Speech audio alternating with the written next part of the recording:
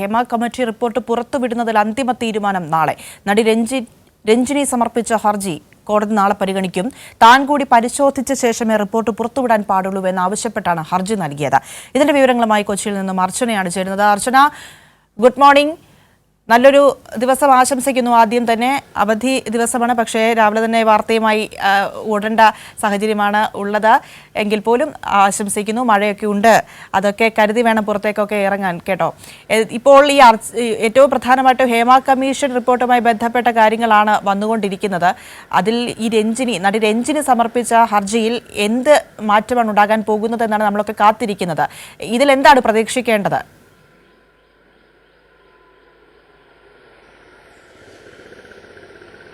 പ്രിയ, good morning. ഈ cinema മേഖലയിലെ സ്ത്രീകളുടെ പ്രശ്നങ്ങൾ പഠിച്ച് തയ്യാറാക്കിയ ഹേമ കമ്മിറ്റി റിപ്പോർട്ട് പുറത്തുവിടുന്നതിൽ ഇനി അന്തിമ തീരുമാനം നാളെയായിരിക്കും. നടി രഞ്ജിനിയാണ് റിപ്പോർട്ട് പുറത്തുവിടുന്നതിനെതിരെ കോടതിയെ സമീപിച്ചത്. ഈ ഹർജി നാളെ ഹൈക്കോടതി പരിഗണിക്കും. തുടർന്നായിരിക്കും ഇതിലൊരു അന്തിമ തീരുമാനം ഉണ്ടാകുക. പ്രധാനമായും രഞ്ജിനി പറയുന്നത് താൻ അടക്കമുള്ള ആളുകൾ ഇതിൽ മൊഴി നൽകിയിട്ടുണ്ട്.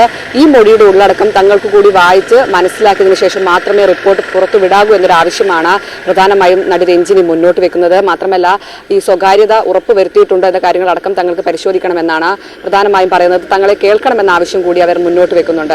അതുകൊണ്ട് തന്നെ ഇതുമായി ബന്ധപ്പെട്ടാണ് ഹൈക്കോടതിയിൽ ഹർജി സമർപ്പിച്ചത്. ഈ ഹർജി നാളെ പ്രധാനമായും പരിഗണിക്കും. അഥവാ ഹർജി പരിഗണിക്കുകയാണെങ്കിൽ ഈ റിപ്പോർട്ട് പുറത്തുവിടുന്നതിൽ ഇനിയും കാലതാമസം ഉണ്ടാകാനാണ് സാധ്യത. അല്ലെങ്കിൽ ഈ ഹർജി തള്ളുകയാണെങ്കിൽ ഈ വിവരാവകാശം വഴി റിപ്പോർട്ട് വേണമെന്നാവശ്യപ്പെട്ട മാധ്യമപ്രവർത്തകർ, അതായത് കൈരളിയിലെ മാധ്യമപ്രവർത്തകർക്കടക്കം ഈ റിപ്പോർട്ട് കിട്ടുന്നൊരു സാഹചര്യത്തിലേക്ക് കാര്യങ്ങൾ നീങ്ങും. എന്തായാലും ഇന്നലെയായിരുന്നു ഈ റിപ്പോർട്ട് പുറത്തുവിടാൻ തീരുമാനിച്ചിരുന്നത്. എന്നാൽ നടി രഞ്ജിനി ഹൈക്കോടതിയെയും അതുപോലെ സംസ്ഥാന സർക്കാരിനെയും ഈ റിപ്പോർട്ട് പുറത്തുവിടുന്നതിനെതിരെ സമീപിച്ചിരുന്നു. തുടർന്നാണ് നിലവിൽ താൽക്കാലികമായി പുറത്തുവിടുന്നത് നിർത്തിവെച്ചിരിക്കുന്നത്. അതുകൊണ്ട് തന്നെ ഇനി പ്രധാനമായും തീരുമാനമുണ്ടാകുക ഹൈക്കോടതിയുടെ തീരുമാന പ്രകാരമായിരിക്കും.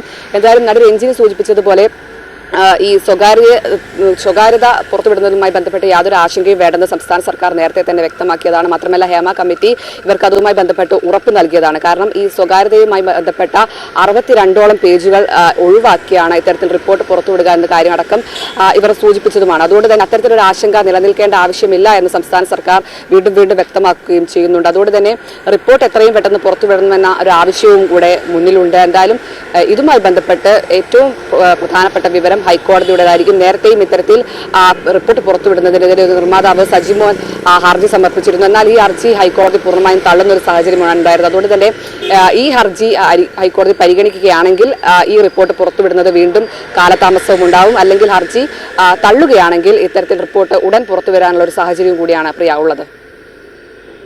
ഇത്തരത്തിൽ ഈ കമ്മീഷൻ റിപ്പോർട്ട് പുറത്തു വരുന്നത് വലിയൊരു ചർച്ചാ വിഷയമായി നിൽക്കുന്നു, വിവാദമായി നിൽക്കുന്ന ഒരു സാഹചര്യമുണ്ടല്ലോ അർച്ചന. ഈ ഘട്ടത്തിലാണ് ഇങ്ങനെ ചില ഹർജികൾ മുൻപോട്ട് പോകുന്നതും ഹൈക്കോടതി വീണ്ടും ഇടപെടുകയും ചെയ്തിരിക്കുന്നത്.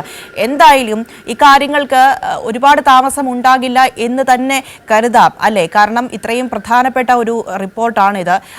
അതിൻ്റെ അടിസ്ഥാനത്തിൽ പുറത്തു വരേണ്ടത് ഇപ്പോൾ വലിയൊരു ആവശ്യമായി തന്നെ മുൻപോട്ട് നിൽക്കുന്ന ഒരു സാഹചര്യം ഉണ്ട്. അതുകൊണ്ട് തന്നെ വളരെ പെട്ടെന്ന് തന്നെ ഇതിൻ്റെ നടപടികൾ തീർക്കാനുള്ള സാധ്യതയാണോ കാണുന്നത്?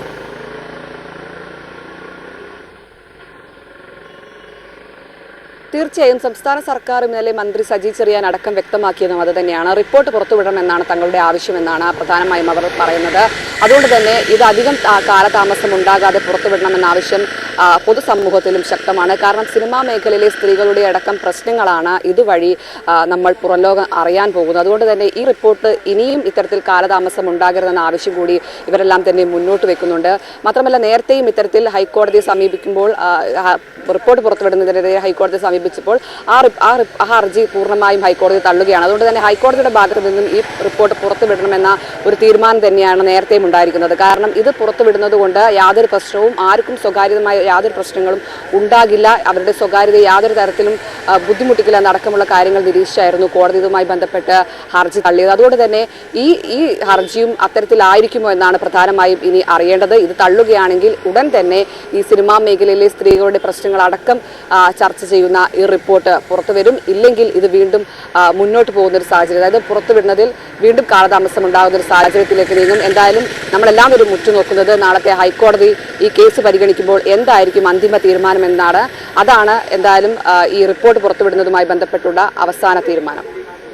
ശരി അർച്ചന, ഏതായാലും ഹേമ കമ്മീഷൻ റിപ്പോർട്ട് പുറത്തുവിടുന്നതിൽ അന്തിമ തീരുമാനം നാളെ വരാനിരിക്കുന്നു.